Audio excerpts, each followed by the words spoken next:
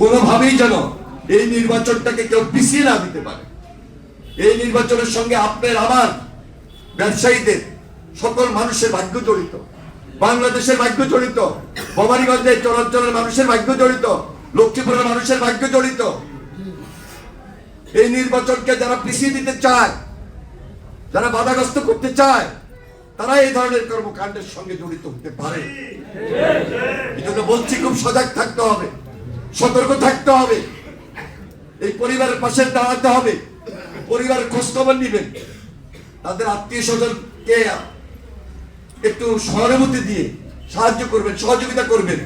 এই বাজারে তার একটা ব্যবসায়িক প্রতিষ্ঠান আছে, এই ব্যবসায়িক প্রতিষ্ঠানের দিকে একটু লক্ষ্য রাখবেন। কোনোভাবেই যেন তার এই পরিবার, এই বেলাল, তার আত্মীয় স্বজন তারা যেন থ্রেটের মুখে না পড়ে। আমি আগেও ছিলাম, এখনো আছি, ভবিষ্যতে থাকবো ইনশাআল্লাহ। যা যা করার দরকার তারেক রহমান সাহেবের নির্দেশ, গতকালকে রিজভী আহমেদ সাহেব এসেছেন, বলেছেন, আমিও বলেছি, এখনো বলছি, এই পরিবারের জন্য যা করার দরকার প্রত্যেকটা জায়গা থেকে আমরা সেই কাজটুকু গ্রহণ করি, সে উদ্যোগ আমরা নিয়েছি।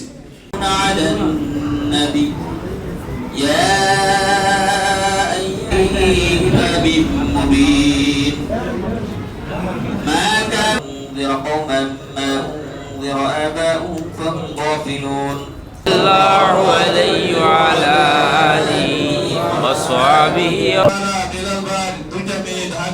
হাসপাতালে চিকিৎসা অবস্থা আছে। আল্লাহ হাবলানা মিন আজওয়াজিনা ওয়া যুররিয়াতিনা কুররাতা আইনিন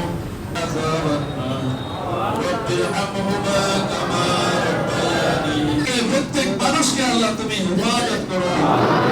আল্লাহ বেলাল ভাই ফজ করে দেন, আল্লাহ সুস্থতা দান করে, আল্লাহ বেশি বেশি পরিবেশে যারা আছে তাদেরকে আল্লাহ মেহেরবানি করে দেন। আল্লাহ আমাদের বাংলাদেশের উপর তোমার রহমত বরকত নাযিল করে। আল্লাহ সুস্থ, আল্লাহ ওনার নেক হায়াত দারাজ করে দেন। আল্লাহ তাআলা